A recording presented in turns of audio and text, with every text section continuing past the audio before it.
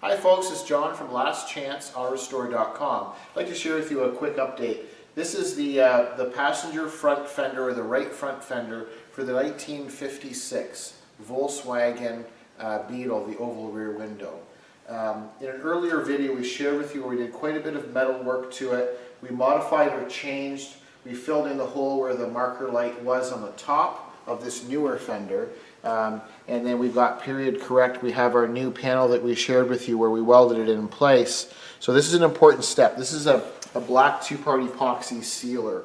So we've given it 3 coats of this epoxy sealer. So what happens is it bonds directly to the steel. And we've even done inside the headlight pop. So once this cures after about 12 hours or so, then what we're going to do is we're going to apply our gray high build primer. And then we'll continue on with the bodywork. This is a really important step. So the epoxy is going to cure directly to this fender, and then we'll share with you some more updates. So just a short update, 1956 Beetle oval window. That's the fender for the passenger front. I thank you for watching. I'm John from lastchanceaut.com.